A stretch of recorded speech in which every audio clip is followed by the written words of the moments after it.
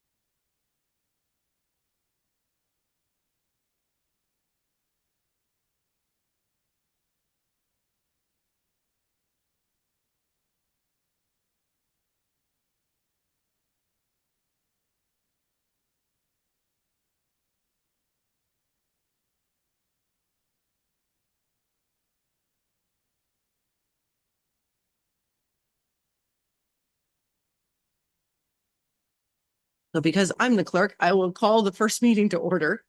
And I'll run through an orientation, and then your first order of business after that will be to elect your chair for the balance of this year. We'll then take over running of this meeting, and all the ones for the rest of the year. You'll change chairs every year. So we typically elect a chair and a vice chair so that you have a backup if you're unable to attend. Or if you're going to attend on Zoom, it's much easier to chair from sitting in the chambers unless everyone's on Zoom, because it gets hard to kind of see what's happening over here from up there. So, let's open up my PowerPoint. Has everyone had a chance to read the PowerPoint that I sent around? Okay, for some of you, it'll be pretty straightforward, regular business that you're going to be used to, having been on formal boards and committees before. Because like I said, this is a formal committee of council, that there is some structure to it. So I'll put this up there for those that actually want to see it.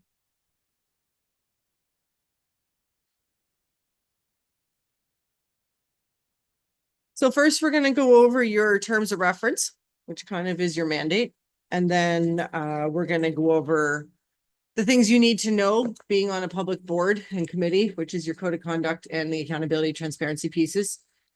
Very dry and very boring, but we need to go over it. And then the procedural bylaw piece, so you know how your committee is actually going to operate. So with that said, so what actually is your scope and role? So we are short one right now. We are short an agricultural rep for the committee. So we sort of have that permanently on standing looking for someone. So if you know of a good agricultural sector rep, then please feel free to encourage them to contact either myself or Becky. So the staff support is Becky over here. She's your primary contact. So after today, I will likely not be at your meetings. This is just, I'm here for orientation to get your chair and vice chair elected. There will be someone here from our customer care team she will be the recording secretary for the meeting. So motions, minutes, that type of stuff. And likely going forward, someone from that group is who your email will come out with your agenda going forward. So typically in a normal term, you'd be selecting your chair and your vice chair for all 4 years of the term at your first meeting. So today, if you're prepared, we'll do the chair and the vice chair for this year and the chair and the vice chair for the last year of the term. If you're not ready because you don't know each other yet to pick the one for next year, then we can leave that to the next meeting. But the idea being is that everyone knows, and the normal cycle is that whoever's the vice chair becomes the chair the next year. It gives you that year to learn the role before you step into it. At least that's the idea. We may invite, whether it's yourself, if you have someone you think might be a good idea to come and speak to the committee on something, then just work that through Becky. Becky will book them to come to the committee. And after we're through this and Becky takes over, then Becky will run you through future folks that are already booked to come to future meetings. So, like I said, you can invite resources to meetings if you feel the need.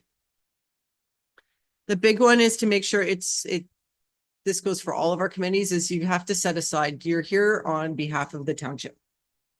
Yes, representing your individual sectors, but you're here to represent Severn. So it's putting aside your corporate and personal interests to be guided what's in the best interest of the township.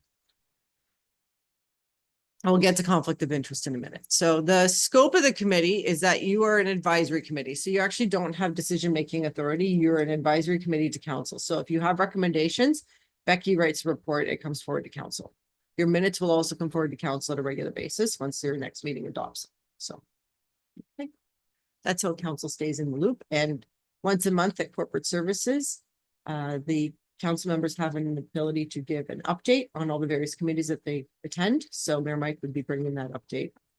Well, I'll call it the Coles Notes update to a committee meeting probably the next month. In detail, so this is the guts of your terms of reference. So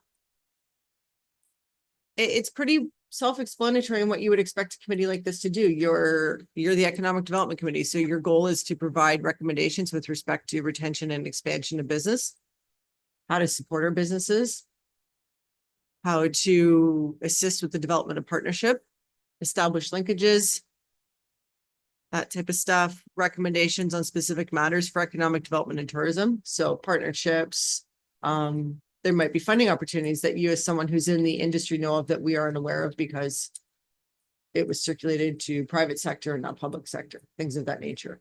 Or on the flip side, if there's a significant concern for that industry, that's within the realm of scope that we can assist with that is related to economic development. So building of partnerships or growing farms or growing business, then that's tied into this as well. Receive deputations, receive correspondence. And again, going back to that funding opportunity. So if we are trying to grow economic development in Severn, this is from a grounds up. You guys are our first committee. We only adopted the plan last year. So this is a grassroots from the base up committee. So if there's ever time to get involved, this is it. You're going to help drive where the township goes, right? So code of conduct, accountability, transparency. So this is more of a housekeeping thing that you need to be aware of. Mark will have seen versions of this at the BIA. And I'm sure some of you will have seen stuff like this before. After today's meeting, I will circulate an email around the code of conduct for you to have a good read of. So you're fully versed on it. There's nothing that should be too shocking on it. It's a pretty standard municipal code of conduct for committees and boards. Big thing is that when you're acting in the capacity for this as a business person, you cannot accept gifts, promotions, gratuities, that type of stuff. So just be cognizant of that. It is a business environment. So having attended trade shows, I'm aware of how that piece works. But just be cognizant of it. Like you have to disclose it if you receive it. So conduct. The code addresses stuff like conduct with staff, including township property services and resources. So your access to it in a township capacity. So as long as you're acting as a member of this board, so say if you guys wanted to meet in Coldwater, then the use of our facility would be provided at no cost, right? Same with Bushago, or we have the community centers. So, but that has to be planned and worked through staff. And it's official meeting of the committee if that were to happen, right? You can't improperly use your influence. So you can't go around saying, hey, I'm a member of the township's EDAC committee. Let's make a deal. It doesn't work that way. So we just have to make sure that the whole idea of a code of conduct is that you're representing the township. So everything's above board and transparent. Confidential information. So once in a while, because you're an EDAC, you might end up having to talk about a business partnership or a business promotion. There are clauses under the municipal act that would let us go into closed session. The confidentiality of that closed session is imperative. This isn't a quiet conversation that can be looped back to other people. There are very real investigative authorities if that confidentiality is breached. So if we had a closed session and then after the meeting, someone heard about it, the contents of that closed session out in the public, that can trigger a full investigation by the provincial ombudsman's office to the township. So there's a very real body in there that's responsible for that. Same with violations of your code of conduct, and we'll get to that in a minute. So we'll get to Municipal Conflict of Interest Act, Freedom of Information. So If you ever had questions with respect to a particular freedom of information, what you can and cannot disclose, anything that's on your public agenda is open to the public. It's on our website. Anyone can see it. So like, hey, last week we discussed the township's economic development plan. If you want to have a read, it's on their website. All our agendas are public. That's why we live stream our meetings, is so that we maintain that level of accountability and transparency. The Ombudsman's office for the province. So if we went to go eventually to be a pure Zoom style meeting instead of meeting in person, the Ombudsman's office, if we didn't live stream that, deems that to be an illegal closed meeting. You're meeting behind closed doors with no public accountability and transparency to it. So that is why live streaming has become such a big thing. It's so important to municipalities in the last 5 years. So any breaches of the code of conduct is handled by our integrity commissioner. Her name is Suzanne Craig. The other part of that is, so say if you guys ever wondering, do I have a conflict? Do I not have a conflict? And we'll get into what that is on the next slide. You can call her and I will give you her contact information. And you just say, hi, I'm a member of the township's Economic Development Advisory Committee. This is my situation. Can you let me know if you think I have a conflict or not? The reason why you want to do that is that, so say if down the road, someone came to us and filed a challenge or a breach complaint, and you had advice before that debate happened, and you acted in accordance with the advice you received, you will not be found in breach. Okay. Because you reached out ahead of time. If you acted without that, and your gut was already telling you that, I don't know, maybe I should or shouldn't, and then Suzanne finds that you did breach it, you have no protection. Okay. So I'm gonna ask Allison questions and as you go. yeah. This is a lot and you're all looking like this is a lot. And I'm trying to move It'll be through much it. more fun once you get to the fun stuff. Yeah, I'm trying to move through it formalities so that first. I get to Becky's side of the equation. So on the closed meeting piece, like I said, once in a while, you guys may need to go into closed under section 239 of the Act. So this can be where you're talking trade secrets, that type of stuff, right? Because business is a proprietary protected thing. So if we were talking about bids on a job, like under procurement, we can't release bid prices as an example, because it violates their technical secrets and that procurement piece. But say if council ever wanted to get into meat and potatoes of, well, what's the difference between A and B? We would have to go into closed session and have that discussion. Okay. That's why when you see staff reports on procurement, you'll only ever see, here's the top 3 bidders. You'll never see anything beyond their base price, is because that's all protected confidential information. Okay. So as of January this year, if someone thought that we went into closed session for a reason that was outside the Act or didn't believe the reason we gave them, and we have to have a reason, and I have to quote it on an agenda. So it can't just be we went into closed. I have to quote the section of the Act we're using, and I have to quote the reason why we're going in. So whether it's a discussion on a procurement, a future economic development partnership, or what have you, I have to give some sort of descriptor on the agenda. And someone still has the right to challenge that. So they could call the Ombudsman's office and say, I think EDAC went into closed illegally for improper reasons. I want an investigation. They go, okay. And they call me and I explain it. But 70% of the time after that first conversation, they'll dismiss it. And then that 30% is what triggers investigations throughout the province. So. Okay, Municipal Conflict of Interest Act. This is the one piece I do want to make sure that you're completely comfortable with and familiar with. So the MCIA is 100% about financial benefit.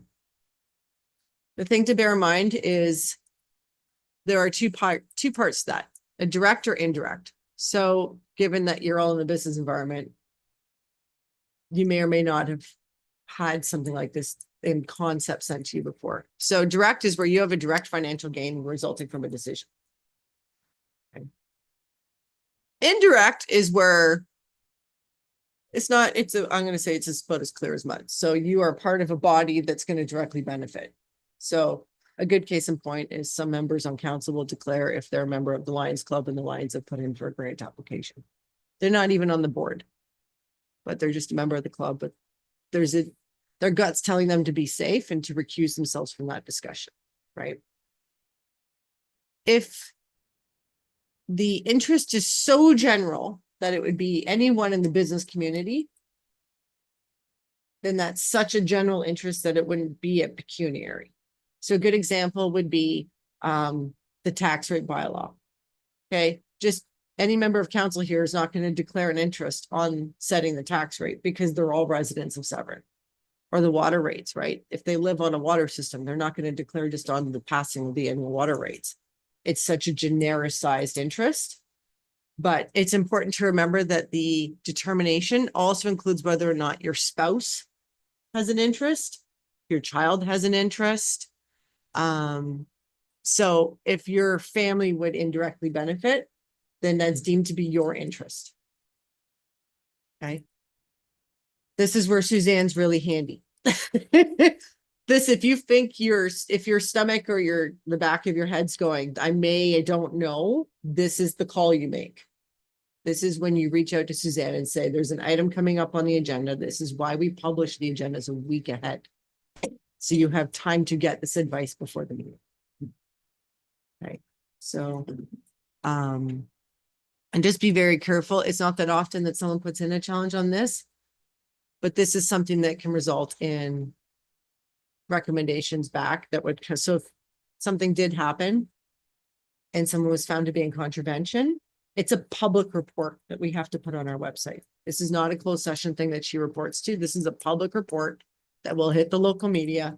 You could probably Google Integrity Commissioner investigation in Ontario, and you'll see tons of them pop up.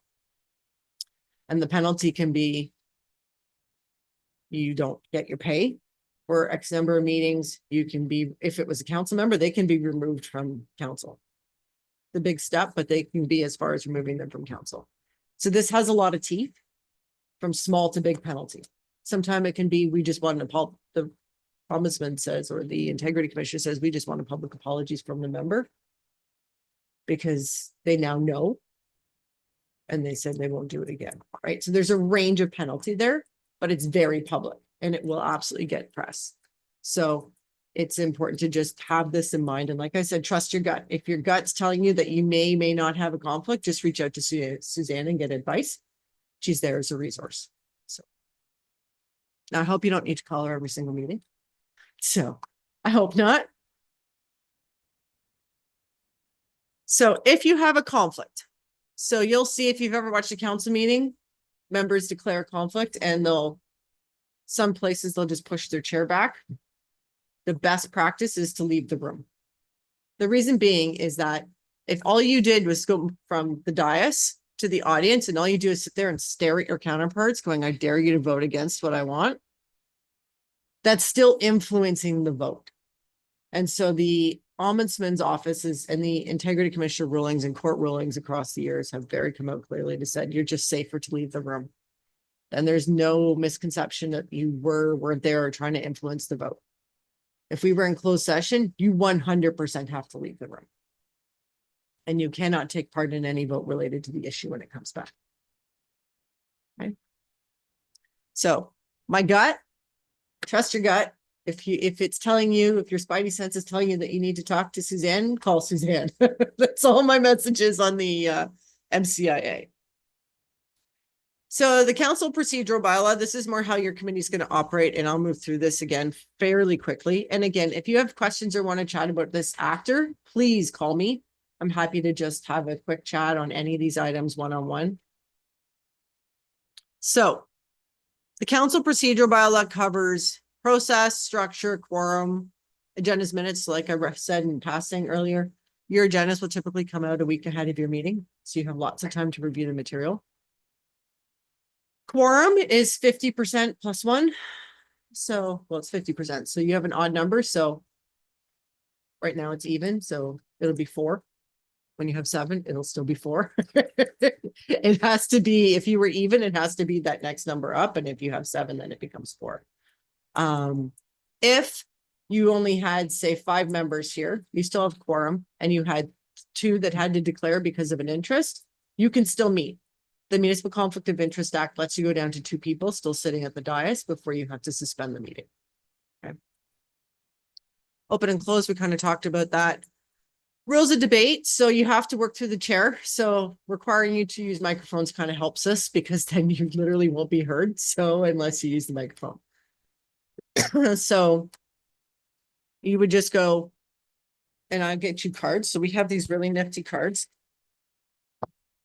I will get them for you before you leave today for voting that say yes or no. And we have a yellow one that says request to speak. They're handy so that if we have folks watching the live stream, they can see your vote. And it gives the chair a flag for the yellow one so they can see you because sometimes they're busy looking right and you're over on the left or vice versa. And it acts as a flag for them. So it's just a useful thing. It's a tool that we use. So you need to be recognized by the chair in order to speak. You can't just speak and interrupt or speak off the cuff. So it's a bit of a process, but it's nothing.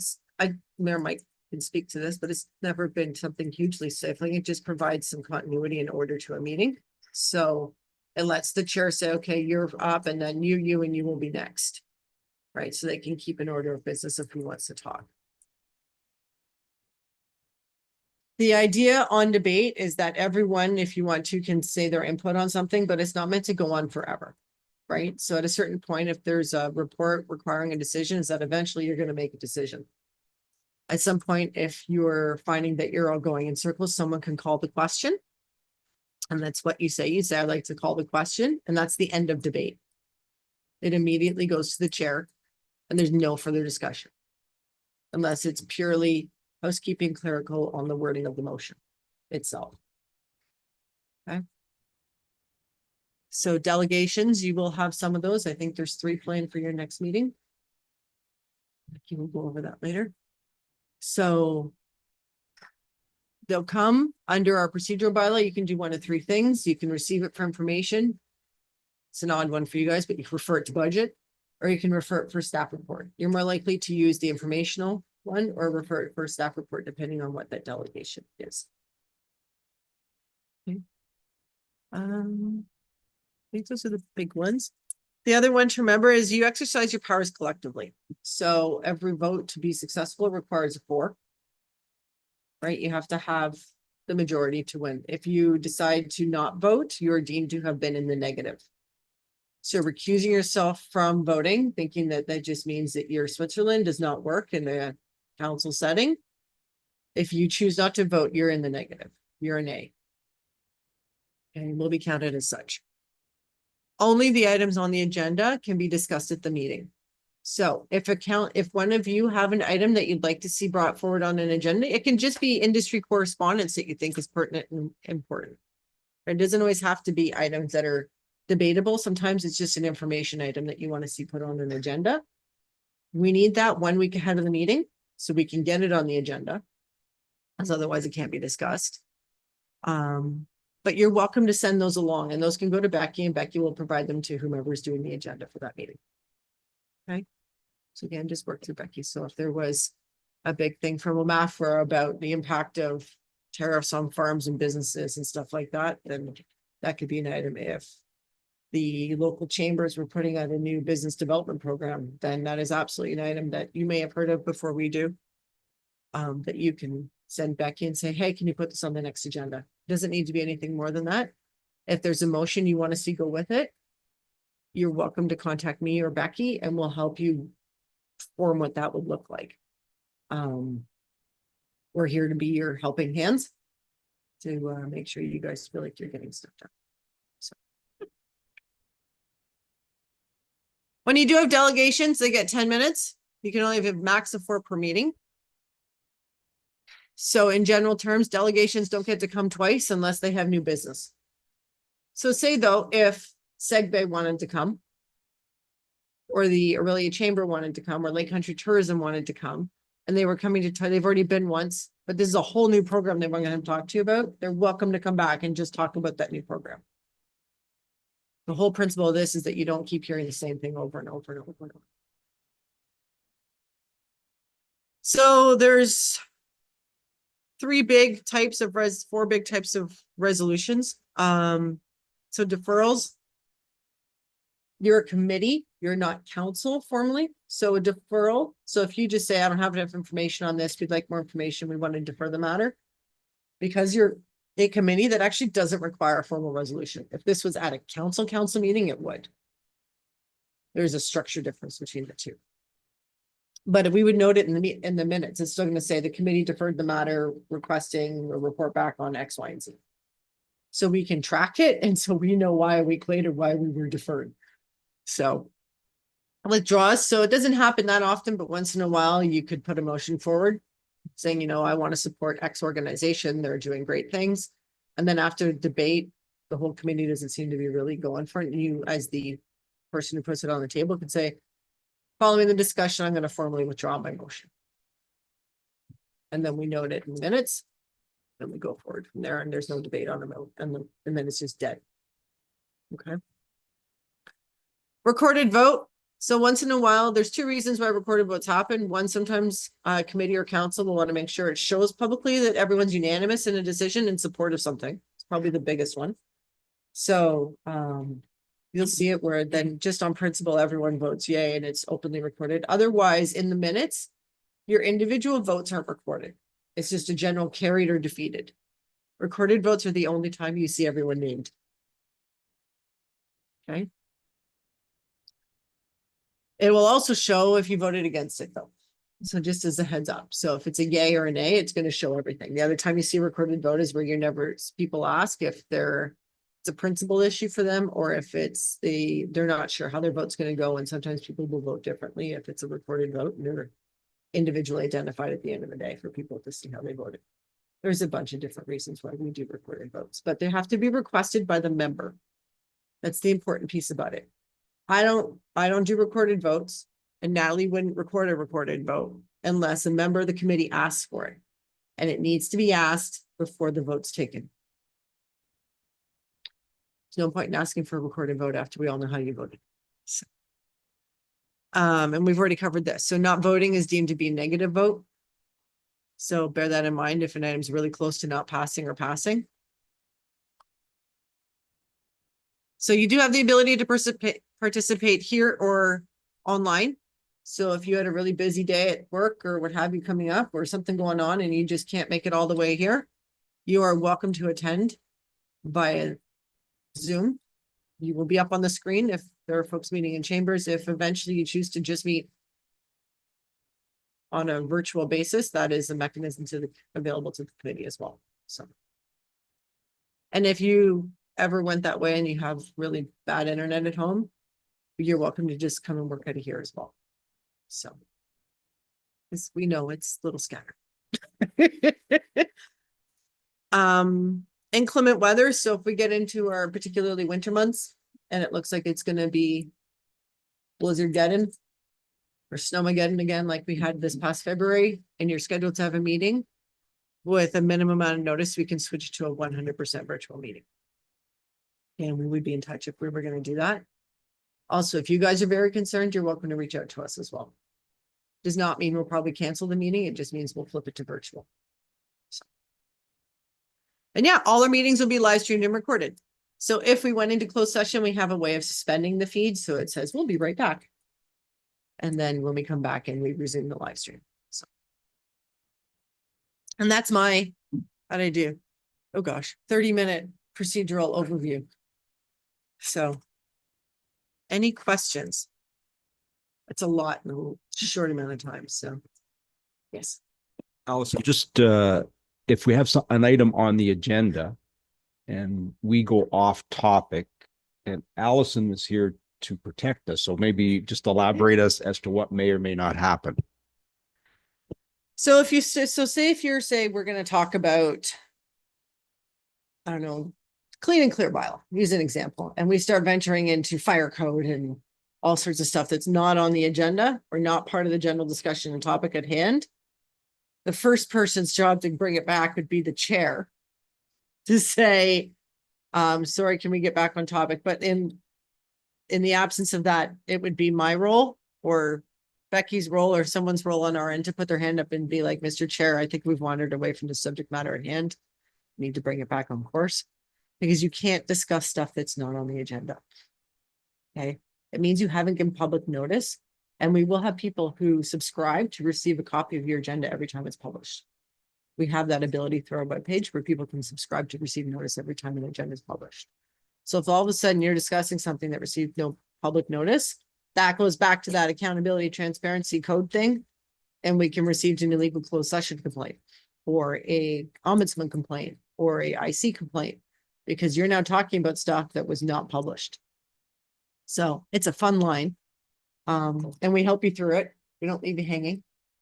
But if it, we'll let you sometimes wander like a little hair and then we'll pull you back. So Thank you, Allison. Thank you for the presentation. But also, if we have items on the agenda, any one of us sitting here, rather than coming to the meeting and unsure the full scope of what may be what the person is trying to say, you can always reach out to Becky before the meeting and ask for some clarity, so that you better understand, which way the discussion may or may not go. Yeah. A little history behind an Allison can allow. Yeah, and the other piece is that, so say if you have an item that you really think is important to bring forward and you want to put a motion with that, we have like a blank template as a member's report that you can fill in the blanks and send.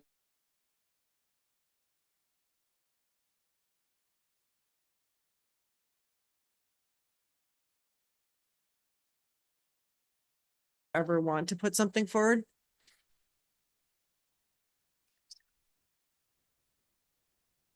Then we'll go from there. So. Thank you. I just wanted to elaborate something that Mayor Mike asked, and when we get to the more procedure, I would normally say through the chair, but you haven't elected a chair, so this is kind of process wise. So you'll see the formality, and Allison's rules sound really complicated. Just know that they're not Severn rules. These are provincial accountability and transparency rules. So it's not, we're not trying to just to suck the work and the fun out of this. But to Mayor Mike's point, I think what he may have been trying to get to is one of the things that we really work with staff and council together is we look good when you look good and vice versa. So if there's something on the agenda that you think, I absolutely don't support that, and I've got a million questions and whatever, give Becky a heads up first. It's not, we never ask you to change your opinion or your thoughts. We just like to know about it at first, so we're not blindsided at a meeting. We can come prepared to answer your questions. You may still have your opinion, and that's absolutely fine, but council tries not to blindside us, and we try not to blindside them. So just because remember, everything is on tape and somebody watches it. And so we want to help support each other to look like we're putting the most professional project.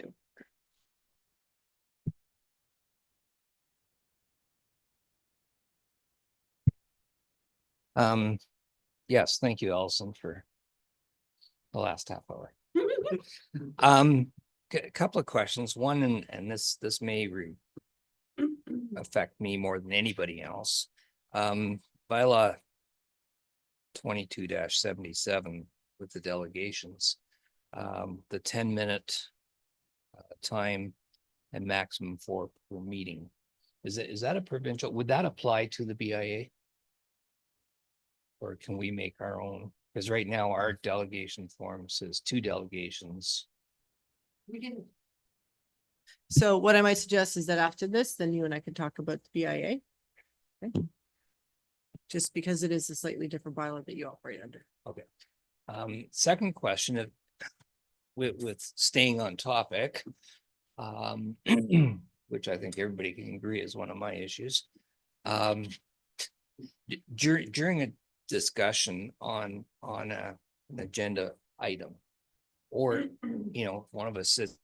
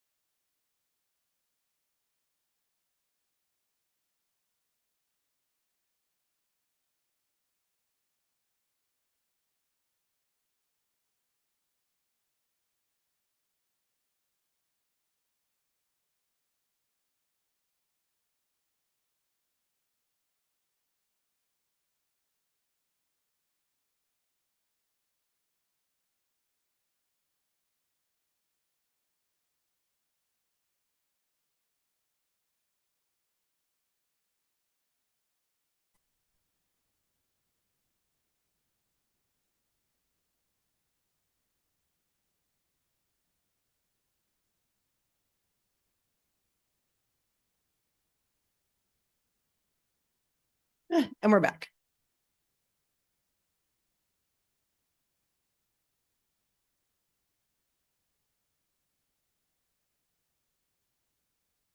If during discussion on one of the agenda items, if that does lead to another item, or if it's something that we forgot, or if it's something that's time sensitive, how do we deal with that in a meeting?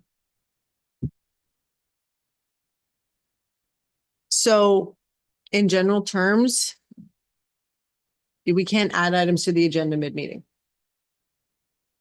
Right, so there's no adding extra items as the meeting goes along. If something is time sensitive and the committee members are important or know of it before the agenda goes out, you need to be letting me know to add it to the agenda. This is a public committee. There's no adding items mid-meeting. There's no adding items as the meeting progresses. If you were talking about supporting local tourism businesses and it migrates to being about farms, then if there's a way to make them one and the same item in a motion, then that's fine. But otherwise, they are two separate items and require two separate lists on the agenda. The other reason why you can't add up items last minute is the rest of your committee has no idea that the item is being brought forward and they have a right to know what's coming up for discussion before it's tabled. Add to that, Allison. Remember, you're an advisory committee, so there shouldn't be too many emergencies. And I would suggest that if there was, staff or council are probably aware of it, or you can make your chair or your council rep on your committee aware of it, and they can bring it to council, who meets much more regularly, because whatever you do is going to be a recommendation to council. So if there's something coming up that you think is super urgent, you talk to Mayor Mike and he puts it on a council agenda, because we put those out almost every week. So your committee doesn't only meets every couple of months. So I hear you that that's not very efficient for you, but there are other ways to address an emergency should one arise.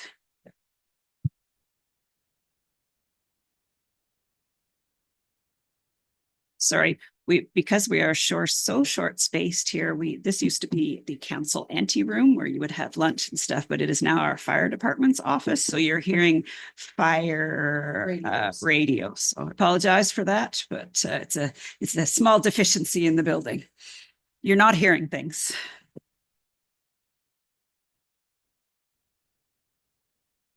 Any other questions?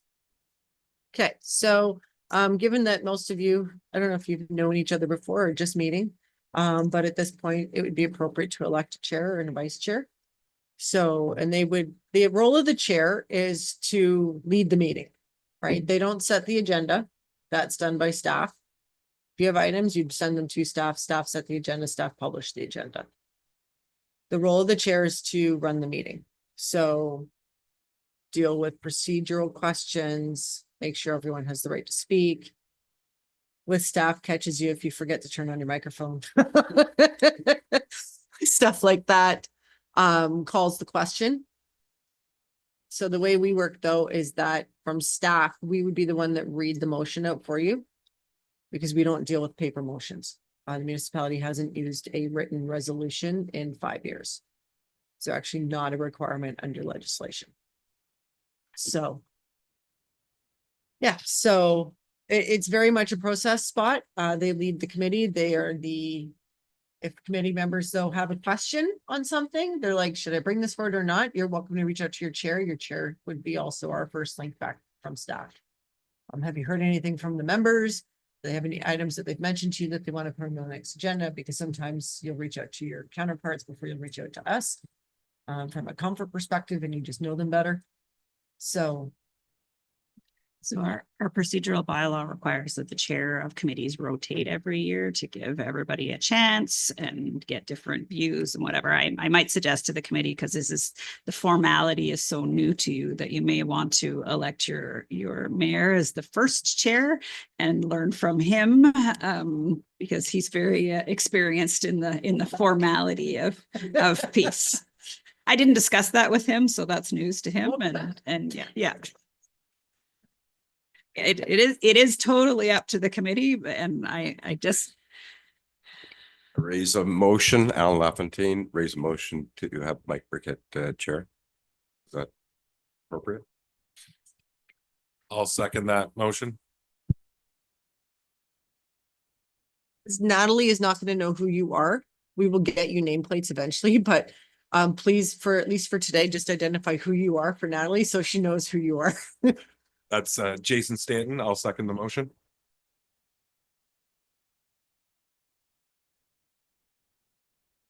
Yeah, so all in favor? Perfect. Congratulations, Mayor Burkett. You're Thank you now the very much, chair. everyone. We do need to elect a vice chair as well. So this is in the absence of Mayor Burkett, that someone could be stand-in as vice chair. So, You're now in control, Mayor Burkett. but you can run this one, Mayor Yes. Burkett. Who would like to be vice chair? Any takers? Chad? Everyone okay? Will everybody vote in favor of Chad Cook? Oh, we need a mover and a seconder, Keith sorry. Prentice, I'll second it. Thank you. So Okay. the motion will be that Chad be the vice chair for 2025. Congratulations, Chad.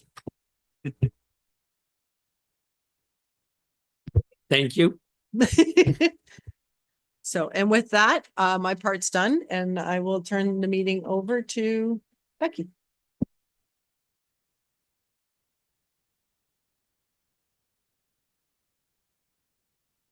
Thank you, Becky. Go ahead.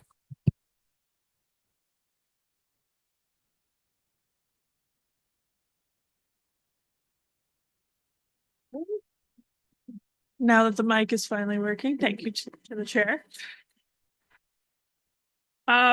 So I know I sent you a very large package and I'm sorry for all the paperwork and that for your first staff report. But we thought we would start by giving you guys a real download of the information. So could the clerk share the presentation? Thanks. It's in the agenda. Or do you want me to share it? I have it up on my screen. Okay. Just one sec. So the first staff report that we have for you is so just a bit of background, if I bring something forward to you, there will always be a staff report attached to it. Sometimes there will be a presentation, sometimes there will not be. If there's no need for a presentation, we'll just have a staff report. If this situation, because there's so much information, we've done up a quick staff report for you and a presentation. So, oh, 911 there. We can hear it in the background. So I just wanted to get everybody on the same page related to kind of the economic environment that we have in Severn, who all of our partners are, and just an overview of the economic development strategy. I know the presentation is very long. I'm not going to go into detail over all of it. It was just information to give everybody a background. Could I have the next slide, please? So just to highlight, as you guys know, you live here, we're 90 minutes north of the Greater Toronto area. About 65% of our businesses in Severn are actually sole entrepreneurships. So that's a very high percentage. And one of our largest industries, 14%, is in the construction industry. So these are businesses that self-identify themselves in the census as being some form of construction. So that could be anything from plumbing, maintenance, HVAC, to actually building stairways, anything like that. Next slide, please. As everybody knows, we are in Simcoe County. Just to let everybody know, some interesting facts about Simcoe County is that Simcoe County has been designated a growth area by the province. And as a designated growth area, that means that employment numbers by 2041 are going to be 323,000 people will be working in Simcoe County. That means that will be the age group of people who are between 15 to 64 that are in the workforce will be living in this area. So that's a great number of people who we have access to that are looking for employment. Next slide, please.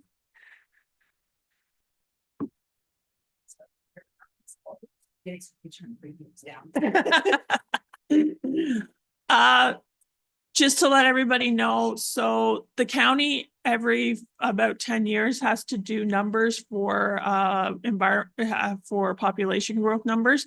So our last census, we were just over 14,500 residents. The county is predicting by 2051, we will have 17,790 residents within our municipality. Right now, we are actually beating the rural averages because right now, 62% of our residents are in the workforce age group. Most rural municipalities, especially in this area, have dominantly seniors. We actually are the complete opposite. So we actually have workforce age residents, which is very rare for a rural community. Next slide, please. And then just a quick update on kind of our education for Severn. Severn actually has, sorry, I can't see that real number, 69% of our residents have an apprenticeship, a trade certificate, or a diploma in a trade. So as you can see from the Ontario averages, it's from Simcoe, it's 45%. And then as you can see, it's barely visible for Ontario. So most of our residents are in the trades. That is our dominant population. Next slide, thanks. Just giving, I've put in some slides just for your information. We won't get into too much detail, just letting you know about kind of what we have in the way of education in this area. So we are actually very lucky because we have so many universities, so many colleges within a short hour drive of us, or within about an hour and a half. And these are just some of the enrollment numbers that the county's been able to collect on how many college students there are in the area, how many university grads, and how many engineering grads are available. So these are actually very high for the area, and we are very lucky that we have such high numbers. Next slide. And then just an overview for everybody that you can read later at a date, that we are very lucky to have next door to us a college and a university. Georgian College right now is considered to be the #1 co-op college in Ontario. So pretty much every student in Georgian right now is participating in cooperative learning. And basically that's their selling feature. And there is opportunities for co-op students to participate in employment in this area. Next slide, please. Sorry. Please. So this is just to let everybody know about some of the stats that we have about Lakehead University and Georgian College. They've actually created recently a partnership opportunity where they are actually having their students do both. So if you are a student at Georgian College and you decide that you want to get a university degree in sustainable environment or in certain engineering programs, you can actually get your degree and your diploma at the same time. So it's actually a really unique program that they've been able to do that. Through this, they also have had opportunities now to expand some of their partnership opportunities. And now that through this, they've got 6,200 placements set up with students. Next slide, please. Yeah, so these are just the list of the actual names of the programs that are available if a student wanted to do the degree and diploma program. Next slide. And then just to let everybody know, if they don't know, in 2018, the Georgian College opened the Peter B. Moore Advanced Technology Center. And what this is that if we have a local manufacturer or construction person and they are interested in taking a concept to production, or they want to do research, Georgian College has staff now on hand that can actually do that for them. So for example, there are manufacturers in the Barrie area who have said, hey, we need to make a new bolt and we need it to be strong. We need this, this, and this out of it. They will take that information to Georgian College, and Georgian College will actually take their researchers. They get funding from the federal government, and they will actually, because they're using students as kind of the labs assistants, and they will actually develop products. So we are very lucky that this is a unique opportunity. So our residents, any business in Simcoe County or in Ontario has access to all of this commercialization support. And then just a little bit of a review on our labor force. So I discussed earlier that in 2021 census that we had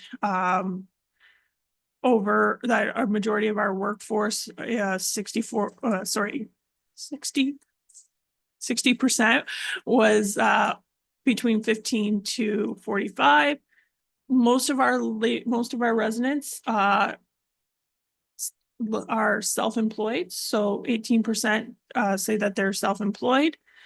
And then our residents are mostly, and then I'm getting a tongue twister. And then our residents are also mostly employed either in sales or in the trades industry. And just on a short note, most of our residents, they commute less than half an hour. So our residents are working in the area. This slide just happens to go over what our top employments are. So most of our residents are in the sales occupation, followed by the trades. And then we have people working in business. And then we have our educational sector, followed by management occupations. Next slide. These slides, I'm not going to go into too much detail. They were more just for information to give you guys a bit of background. We are very lucky to be in this area that we have so many connection links for transportation. I'm going to go into a bit more detail in the next slides, please. So this is just a slide overviewing some of the new construction that's going to be coming along the 400. Within the next 5 to 10 years by the province. So the 404 connection, we're getting new underpasses and overpasses. We're getting expansions along to some spots to add new lanes along the 400 to help the movement of traffic as the province understands that industry is moving north. Excellent. Recently, the Canadian Pacific Rail Line has bought the Kansas City South Rail Line in the United States.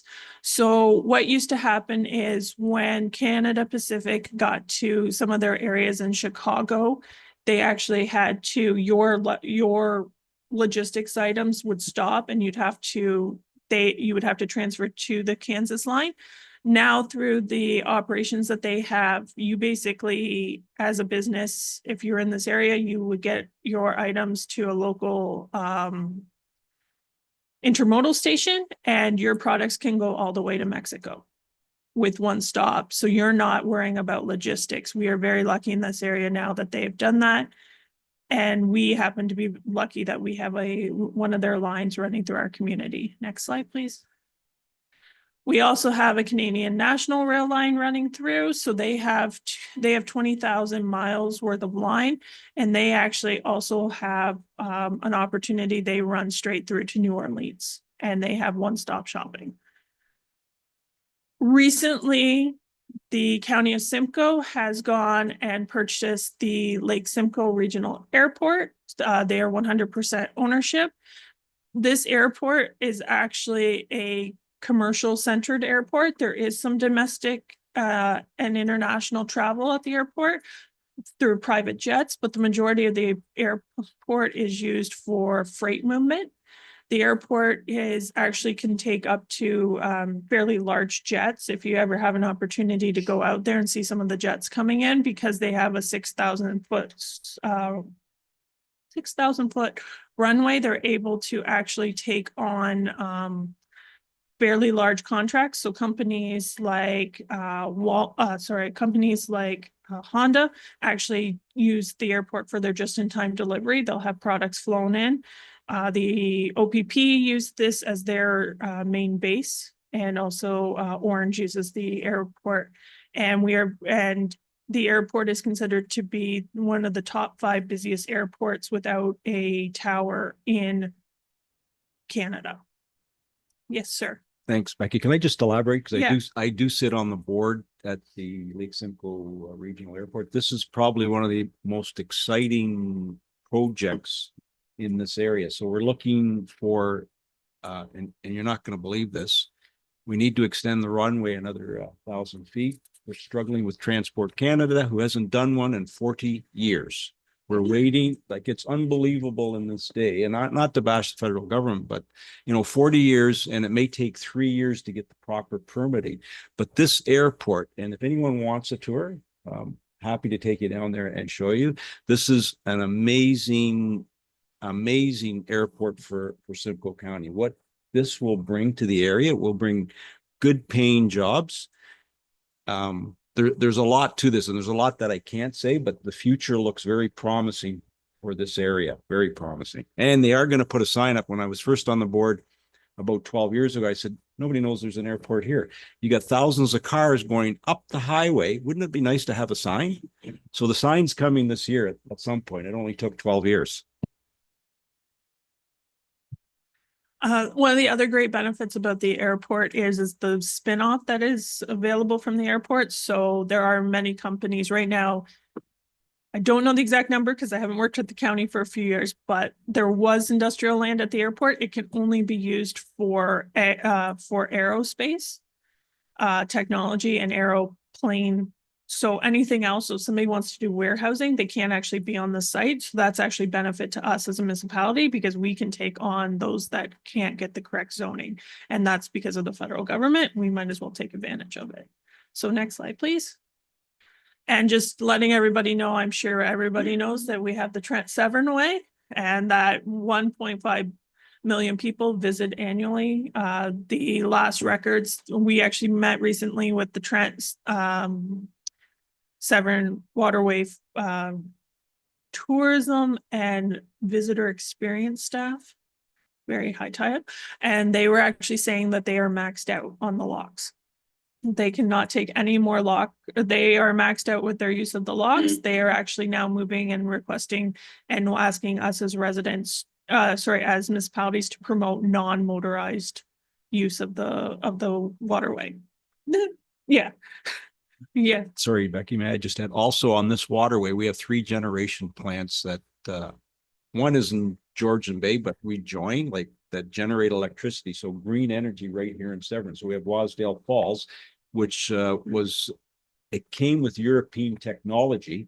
They didn't know how to run it. So one of our residents, and I won't mention any names, out of Washago that worked on the locks, worked there for 4 years because of the ebb, like the height of that river that fluctuates up and down. It couldn't generate it properly, but he got them on track, but it took him 4 years after he retired from Parks Canada. So there's a lot of history. And of course, the Swift has been here for years and years. That's how Aurelia got their power. So there's a whole history aspect. And then when you get to the chute, what a tourist destination. And I know that we've all been there. Like, that is an amazing piece of engineering, drawing people to this area. Thank you, Becky. I just have a quick question as well. You mentioned maxed out. Could you elaborate on that? Is that in boat traffic? So you've probably all seen the boats backed up. They basically have let us know that they have so many people wanting to use the locks, especially especially Big Chute. Yeah, that they back up so much that they would love for more people to, take their kayak and portage around portage. They were emphasizing portaging, or, taking your paddle board. They were just saying that they have such backups and backline, and it's such a popular location there. I went out to meet with them on a random Wednesday and saw the line, and I couldn't believe it. It wasn't even a nice day, and the number of people trying to go through it, and I was like, this is crazy. That's good to know. So they are quite happy, and they actually are going to be doing some marketing programs on how it is not just for motorized vehicles, that, you can take your kayak and your canoe on the waterway, and they are looking to increase that opportunity. Next slide, please. And then this is just a bit of background. So as you all know, we have 7 members of our council. We have 5 councilor wards, and then we have the mayor and deputy mayor. So anything that, as Allison said, anything that we discuss will go to them for approval. And they are the bosses. So I just wanted to let everybody know some of the partners that we work with, because economic development, you cannot do it in a silo. There are so many different people involved in it. So the first partner I'd like to discuss is the Coldwater Business Improvement Area, which Mark sits on. So basically a BIA is a designated commercial area approved by a municipal council. Basically the businesses within the approved area pay a levy every year on their property taxes that goes towards BIA initiatives, which are defined in a bylaw that the municipality creates.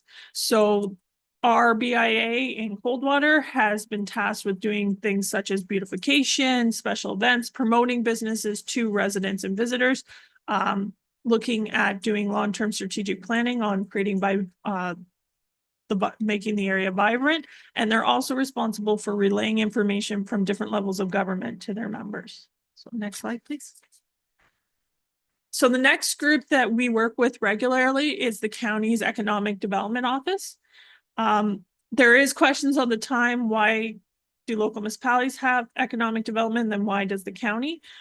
We actually do similar but very different things. So just to give everyone a little background, I worked at the county for 7-ish years prior to working here. So one of the things that the county looks at and their ECDev office looks at is doing things that are on a more regional level. So for example, training of manufacturers. Every municipality has 3 or 4 manufacturers, but if you take the number as a county altogether, there's 100 plus there's 200 plus manufacturers of all different levels in the county. So it would make more sense to undertake things as a group and use the capacity of the county to provide the training instead of each municipality doing something individually. The county also works more on developing workforce initiatives. So again, workforce is something that is such a regional issue. It doesn't have boundaries. So the county takes on those more boundary issues on our behalf. The county also does all of the foreign direct investment on behalf of their member municipalities. So I'm not going to go to an international trade show or a site selection event to promote a Severn with, a very small area, whereas the county goes to promote it as the 16 member municipalities. So that's kind of their focus. And we're hoping to have them at a future meeting to kind of explain in more detail exactly what they do. Becky, just to elaborate. So just to elaborate on that for the benefit of the members here, the warden was invited to Japan last fall and did go on behalf of Honda. So very exciting again for this area, the employment that Honda, and I don't even know the spin-offs from that, but he was invited with our economic development group at the county to, I'm not sure what happened, but exciting news for this area. So that's different things that they do. They do trade missions. So for example, there are 3 Japanese companies in New Tech. There's 2 or 3 in Bradford. Each of those municipalities going, it would not make sense financially for each municipality to go to promote, but the county instead going to visit all those businesses and attending trade shows with those businesses makes a lot more sense financially. So they can, instead of New Tech going for 2 or 3 days to Japan for a meeting with their businesses, send the county for a week to meet with the 20-ish Japanese businesses that are in the county. So that's kind of where they take over that opportunity for us. So next slide, please.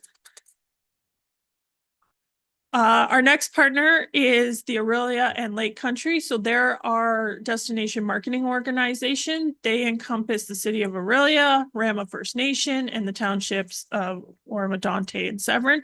Basically, they receive funding from local municipalities to provide our tourism support. They work on marketing of tourism assets, and they also work on product development. So Lake Country will go out regularly, meet with our businesses, meet with businesses that are just starting to come up and work with them on developing their products. They also do all of our marketing for tourism, and they basically they support us in making it vibrant, and they sell the area instead of each municipality selling itself individually. They sell the area and make it that you want to come for a day, not that you want to come for an hour. Next slide, please. Tourism Simcoe County. This is the county organization. They actually work with the 16-member municipalities, the cities of Barrie and Orillia, and the province to provide a multitude of services. One of their biggest services is that they actually do package development. So they take like-minded operations, like-minded activities, and put them into a package format to sell to visitors. So for example, they develop our agritourism trails. They basically they've set up online digital mapping, they've set up physical mapping, they've developed all the background information. So if you wanted to come and spend the day experiencing agriculture in Simcoe County, they give you an opportunity to do all of that type of travel. They also have a grant program, that's our favorite part of them, that provides us with money to help us support our local tourism operators. Next slide. In 2018, the province mandated the creation. It was before that. I will say that it was before that, but it was revised in 2018, the creation of the regional tourism Severn organizations. And basically they are to work collaboratively with the counties of Bruce, Grey, and Simcoe to provide a regional approach to tourism. So what happened before is that the province was undertaking all of the tourism support, and they felt that it wasn't being done at a local level. So they've created these organizations to basically funnel money out to the creation of different regional tourism initiatives. So we work with RTO Severn regularly on developing content, marketing, and promotional activities. And just of an interest, RTO Severn has done some studies and was able to determine that $1.7 billion annually is spent on tourism in this region. So next slide. Another one of our partners who we work with regularly is the Orillia Area Community Development Corporation. So basically they are a federally funded program through FedDev Ontario, and they are given the mandate of providing economic development support to rural areas. The Orillia Area CDC covers Rama First Nation, the townships of Oromodonte, Rama, Severn, and the city of Orillia. And they provide several programs. So each community development corporation has been given the mandate to provide services specific to their municipality, to their region. So every community development corporation does something different. Our one here, besides giving out business loans, they also have business coaching programs. They have a success matching program. So basically, if anyone is looking to retire, they have a program called BizLink where they look to, instead of you just shutting down your business, they actually work with the businesses to find a successor to take over your business. So that's something unique to our Orillia CDC, that they created this program and run it. And our CDC here locally actually is different than other CDCs because they actually have a youth employment subsidy program, which many CDCs don't also have. So next slide, please. So we also work with our two chambers. So as Alan sits on the chair on the board, so we have the Orillia and District Chamber of Commerce, and then we also are covered by the Southeast Georgian Bay Chamber of Commerce. So everybody knows, but I'll just summarize it, that chambers are member fee-based organizations that provide business networking opportunities and different benefits to their membership. Yeah. I just wanted to make a comment too about taking 3 years for 1,000 feet, that through advocacy, both provincially and in the Canadian Chamber, that we can pass policy resolutions with all of the chambers across Ontario and Canada. So if there's an issue such as that, would love to bring that forward to reduce the amount of time. And that goes back, the Canadian Chamber, for example, would go back to the federal government and demand that they reduce the amount of time that it would take to add or reduce red tape. Thank you for that, Alan. I think the process, because they haven't done one in 40 years, which is really, I guess licensed airports, because you need to have a different license to expand and become larger, right? But I'll take that back to the board and see what they say, but thank you for that. Yeah, I just want to make that clear point that if there's red tape involved, that the Chamber of Commerce, and especially our chamber, which we're full advocacy chamber, please let's put a policy together. If there's something stopping us or delaying us, that we can move that ahead.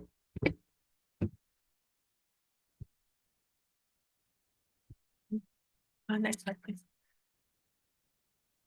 So we have two employment agencies in the municipality. Basically, they provide free services to all of our employers in Severn. So if any of our employers don't want to actually take on some of the initial HR challenges, such as scanning, posting job ads, taking on the interviewing process, these agencies will do that on behalf of our employers. We work with them, connecting them to local employers and letting them know about the services available. Next slide, please. So the economic development strategy is brand new, as the mayor discussed. So in spring 2023, Explorer Solutions was contracted by the municipality to undertake the economic development strategy. What they ended up doing was they did site visits, they did focus groups, they did document reviews, they did a one-on-one interviews, and they did background studies.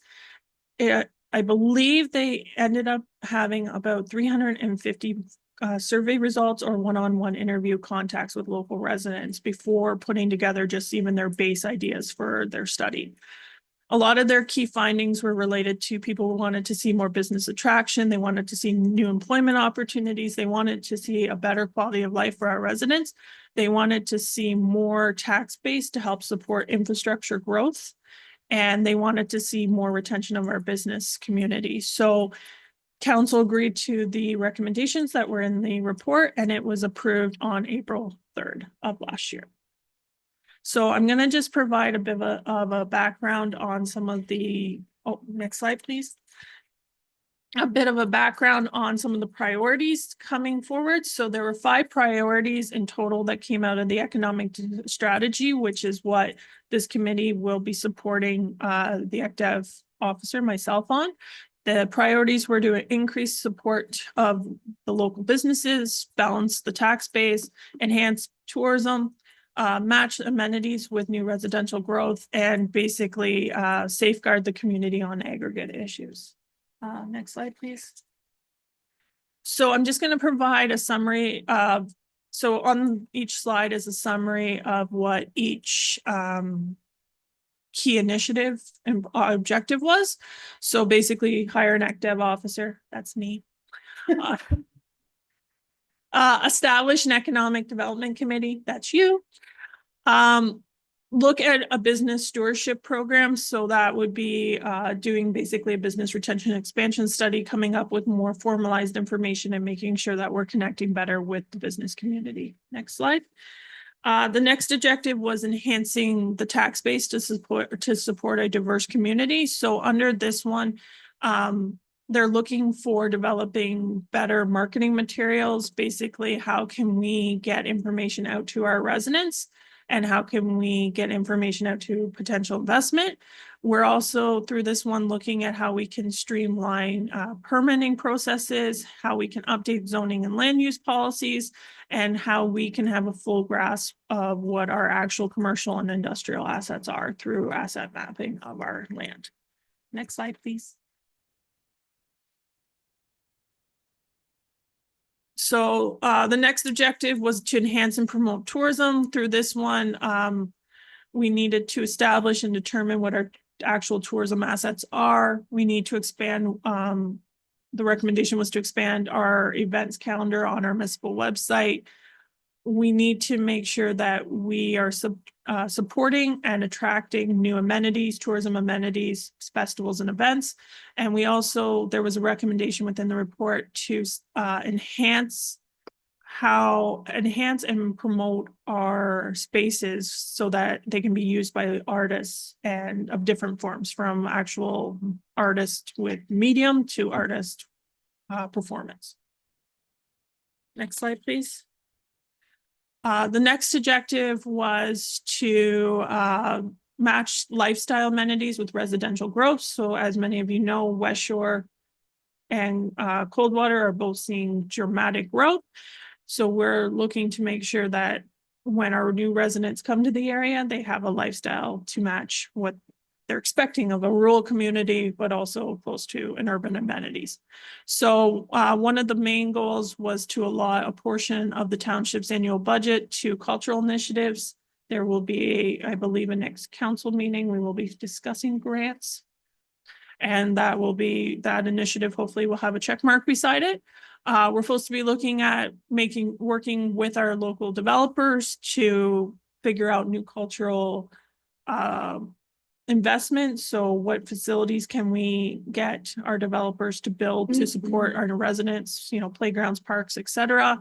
We're looking at developing parkland dedication bylaw. Within the strategy, there was a recommendation that we develop a residential retraction and retention program. We're also looking at developing a community ambassadorship program. So basically for new residents to understand about all the amenities and why and how to get involved in the community. Next slide, please. And then the last objective is the aggregate industry, about safeguarding the community's interests. So in this one, we need to take into consideration residents' concerns and comments related to current and new haul routes.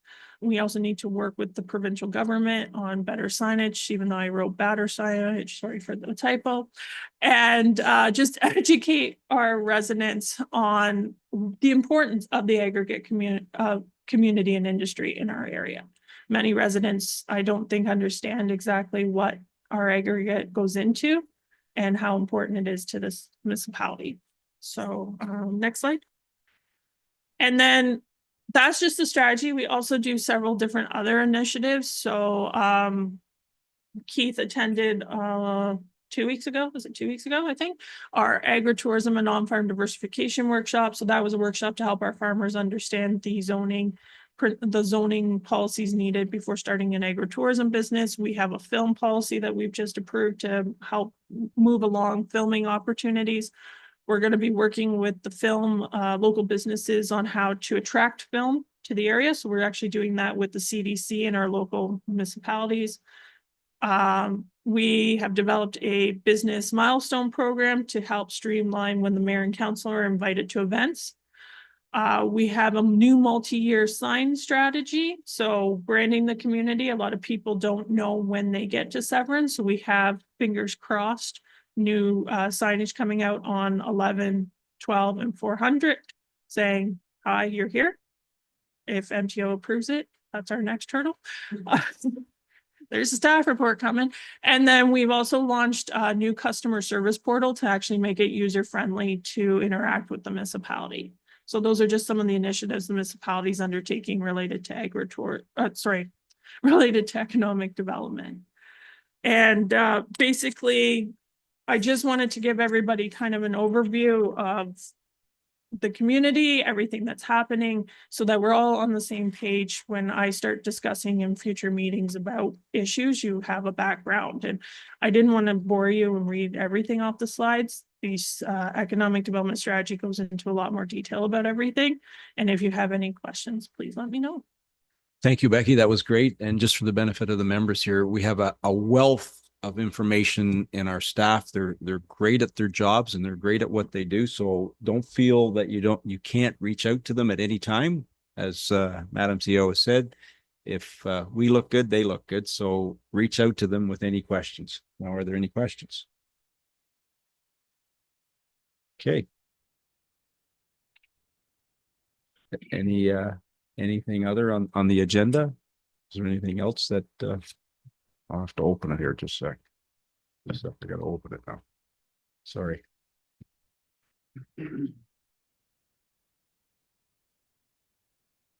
We adopted consent agenda. Oh, now I've lost it. Sorry, so the next one is adoption of the agenda like normal, Mr. Chair. Okay, So well, thank you. Thank you, Chad. Adoption of the agenda. I need a mover and a seconder, please.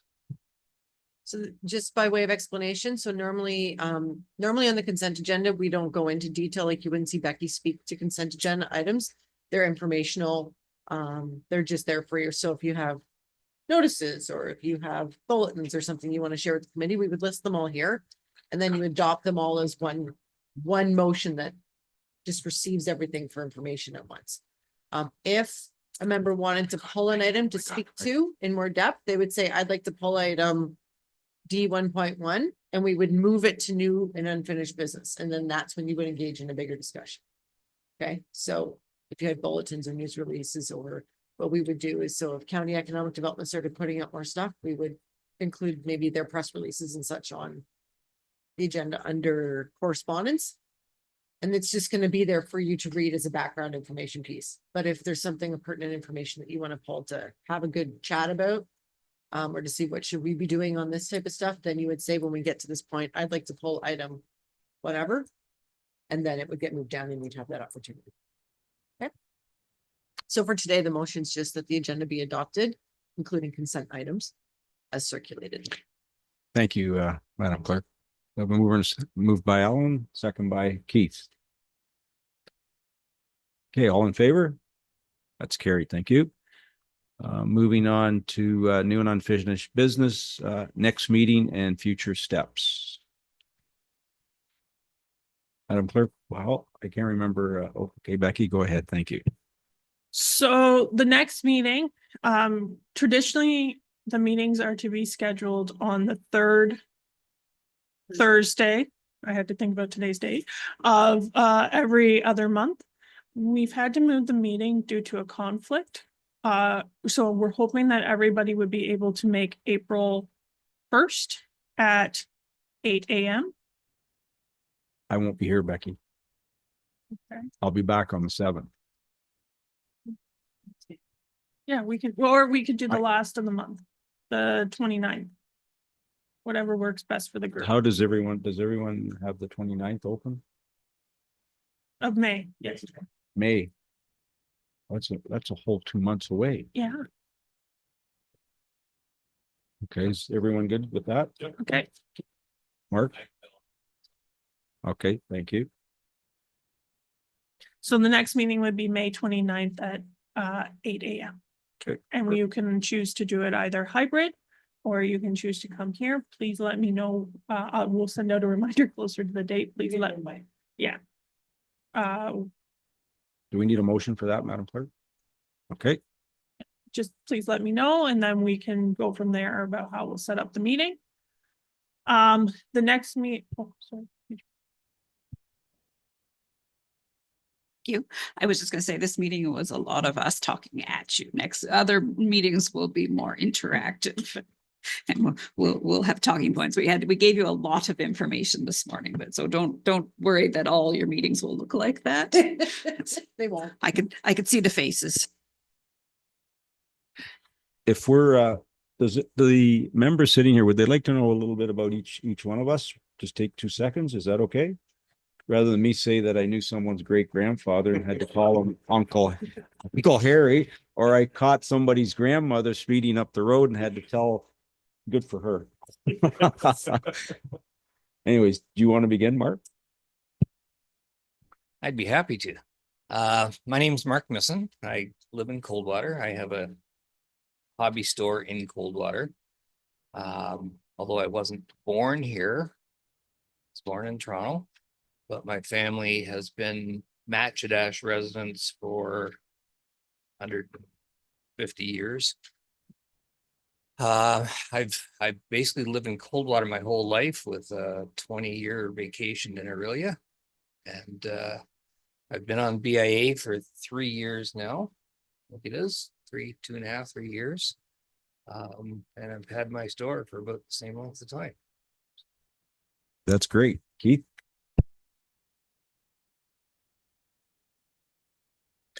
Hi, Keith Prentice. I live north of Coldwater in Matchdash, Ward 1. I am a architectural draftsman, so I design houses for a living. I was a carpenter for 25 years before that. Weirdly, I went to college as a marine navigator to drive ships. Don't ask me how the transition happened.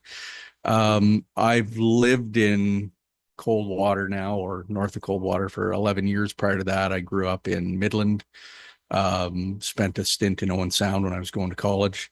Was born in Richmond Hill, but moved up north when I was 6 months old, so I don't think it counts. Jason? Yes, I am Jason Stanton, born in Severn Bridge, lived in Severn Bridge most of my life. My family owned and operated Bayview Wildwood Resort from 1898 until my family sold it in 2017. So the resort was actually in my family for 6 generations, me being the 6th. I still work at Bayview Wildwood. I am the general manager there. We are now owned by another company called the Sunray Group. So I manage Bayview Wild Resort, and we have 3 fractional cottage properties on Sparrow Lake that we also manage. And I sit on the board of Resorts of Ontario. I'm the marketing chair and vice president, and yeah, I've spent most of my life in the tourism industry, and looking forward to being part of this committee. Thank you, Jason. Alan? Alan LaFontaine. I'm the executive director of the Aurelia N District Chamber of Commerce. The N District is we do cover Severn, Oro, Medonte, Ramera, and I say we work with Rama First Nation respectfully. Through my position, I've been in it for 7 years. I'm the outgoing chair of the Ontario Chamber Executives. I sat on the Ontario Chamber board. Previous to that, I'm not from the area. I grew up in North Bay, although we did generally hunt fish around the bigger area. But I had a background in the automotive industry for a brief period, but for 25 years, I worked in taxation. I actually had municipalities were my biggest part of my practice. I traveled across Canada. I bring maybe a broad base of knowledge of Canadian affairs. And I am very passionate about economic development. I see the Trent Severn Waterway as the jewel and the opportunity for Severn into the future, because it is fun watching boats go over the Marine Railway. It is fun watching them come up the Severn River. And I think that the upside of Severn Township is great. Thank you. Thank you, Alan. Chad? My name's Chad. I live actually on Sparrow Lake, right around the corner from Bayview Wildwood. I own 2 companies here in Severn. I also sit as chair for the last 6 years for Otis Park, and we've been growing that for the last 6 years, as well as I sit as vice president of the Aurelia District Construction Association. And I've lived in Severn 7 or 8 years now. Thank you, Chad. Wow, what a cross section. When you look at the volunteer work that we do across this table, it's amazing. Like the hours that are spent. So I can't thank each and every one of you enough for what you do. And thank you for being on this committee. So I was born and raised here right in Aurelia. My parents were immigrated back in the 40s. Difficult times back then because diversity was not something they accepted in a rural municipality. Of course, my parents had to change my name going to school. I don't know how many times I was beat up at Cumberland Beach, but you know, you grow from all that, right? And here I am, the mayor. Like unbelievable how they accept it. That's growth. So Jason's grandparents, who frequent my mom's establishment, amazing. And his grandmother is still with us. As I said, you know, you drive down the highway and guess who you see? Yeah. grandma passing me and I speed. So I've learned now not to say anything to your dad, because guess what grandma said to me? Or growing up beside Chad's great grandparent, like, it's unbelievable. I had to call him Uncle Harry. When you live in a small community and who you get to know it, it's just amazing. But to be able to sit here and even as mayor and provide or do anything for the place that you have a vested interest in, as we all do, is an amazing feat. I spent 3 years living in Colombia, 3 years in Brazil, so seeing a lot of the world. But what I did see and realize is we live in the best country in the world, without a doubt. And I won't get into a lot of details, but I've run my own business here for probably 40 years now, and I'm just happy to be here, and thank you for electing me as chair, and just welcome you all. I'm looking forward to what we can accomplish. Thank you. Madam Clerk, do you have a motion? Is there anything?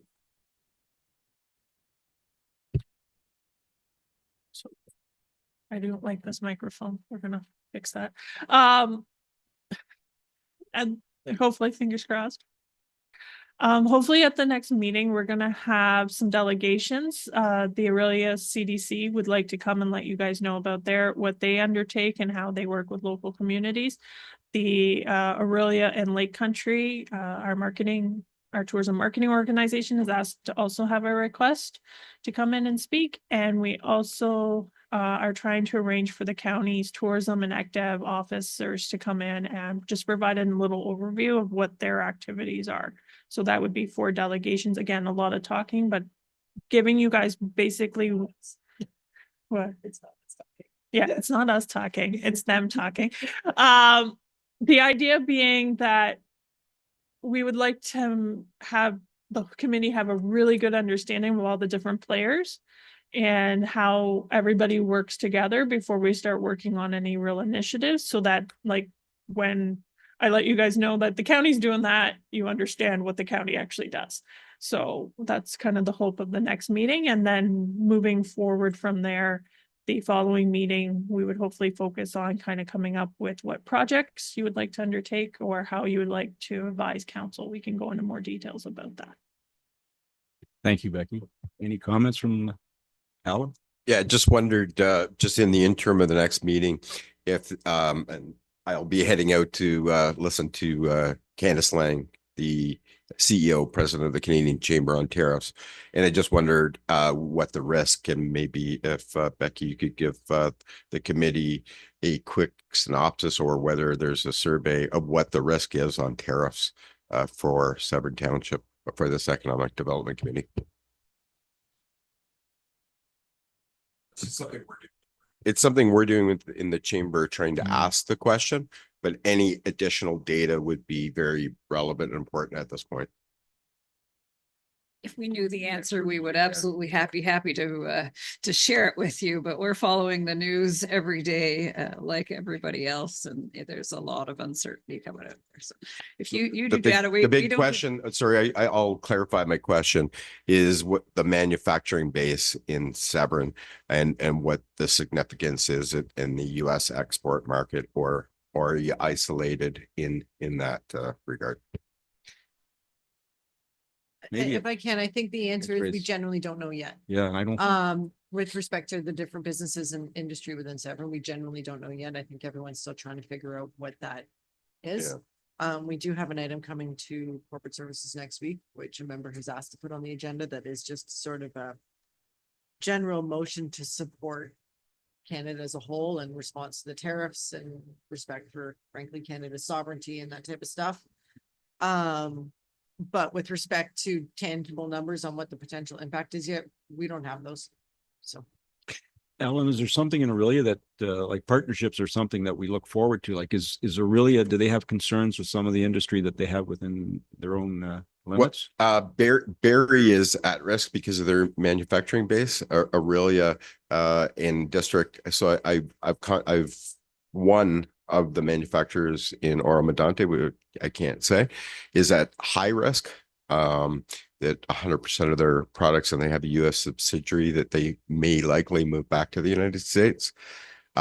Everything else seems to be back and forth. So there's the shop local element that just insulates us is one item, but it's understanding what industries are here that are at risk and what can we do to help and get involved. So again, through the Canadian Ontario Chamber, how can we help? How can we push their concerns forward? I thank you for that. I just don't like the uncertainty, as you know, the president across the border one day to the next changes his mind, like, and that's what's causing the grief that we're struggling with, right? We're not the uncertainty. We don't know. So it's my question specifically is just is there an ability to touch base with any manufacturers in Severn and find out do they have a US component? Because you're going to be at risk if you're in manufacturing. That's known.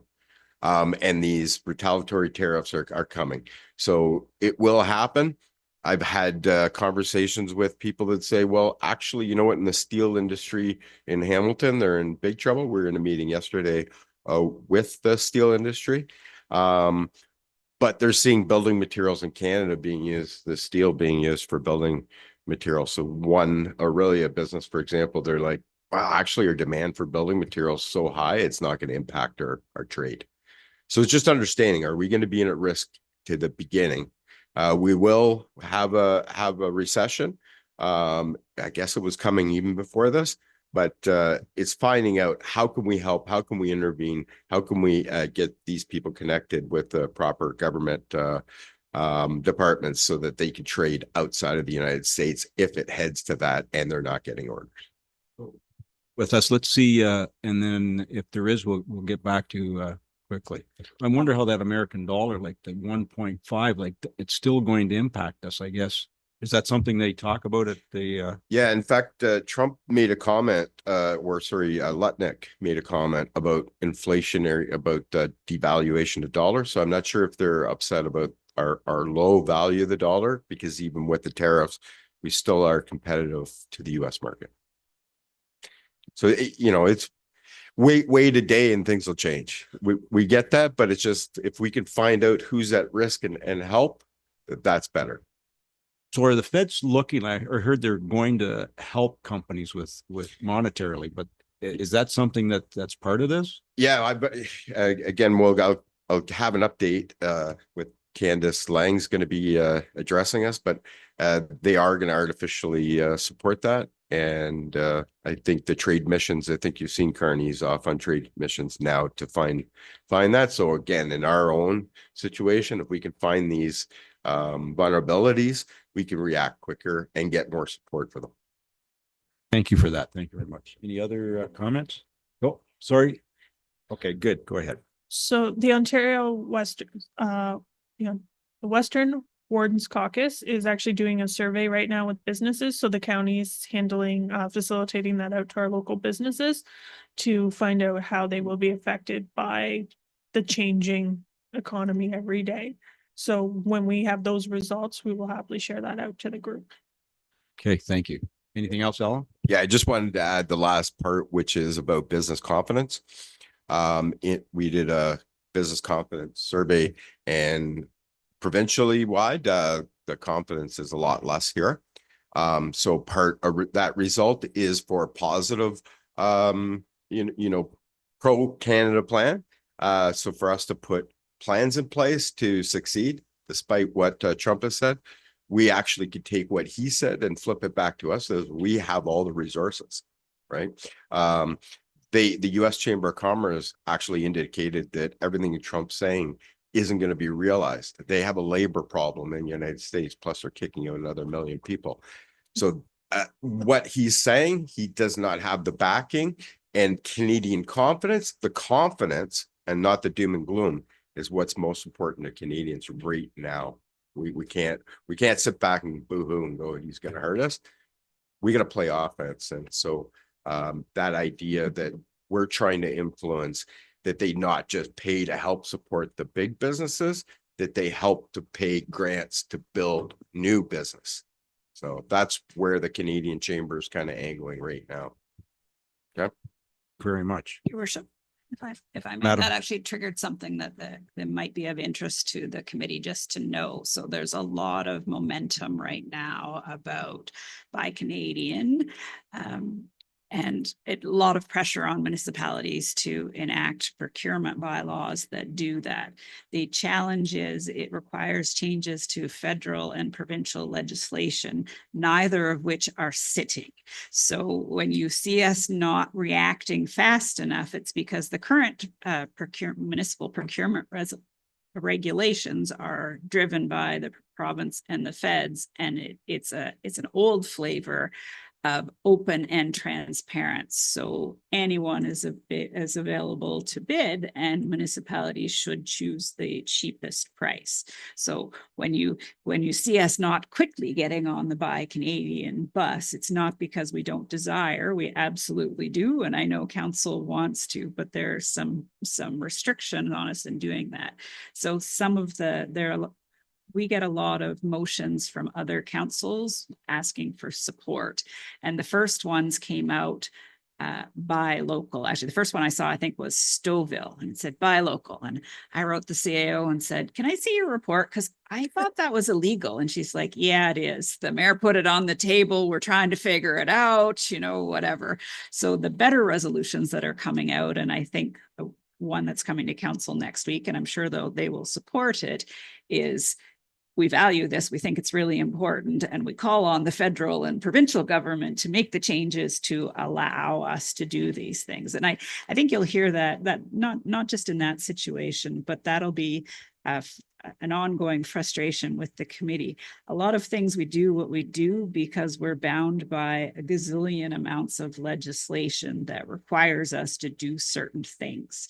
So that often comes out as being, the public doesn't understand that, and why would they? So sometimes we see we're painted in a resistant light, and we're not, but we are responsible to follow all the provincial rules. So that's by committee, but by Canadian, but it also, I think, will be a broader experience for the committee. And we will educate you as you go and say, that's a fantastic idea, but here's what limits us.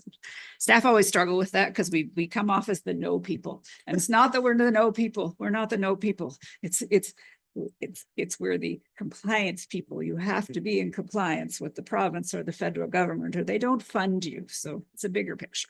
Thank you, Laurie. Alan. Yeah, that triggers another point too, that just because like Buy Canadian's always in your best interest, buy local. The closer you buy to home, the more you impact your taxes, right? But in Yukon, they passed legislation, so this is a provincial asking the province to change the rules, that they put in a percentage bid rate because Alberta, Edmonton contractors were coming up there, winning all the contracts. Somebody that was located in the Yukon could not compete. So that came down at a territorial level, and encourage you to pass that because there is opportunity to bring that local.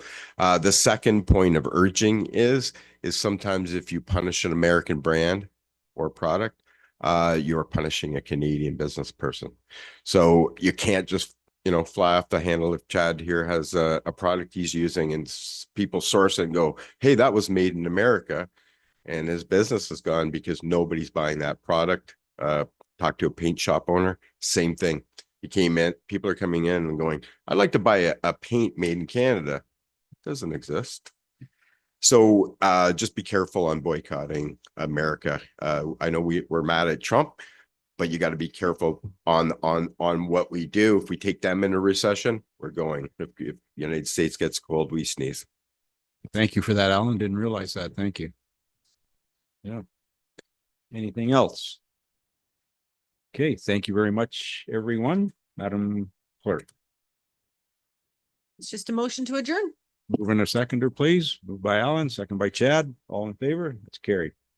Thank you, everyone, for being here today. Have a great day.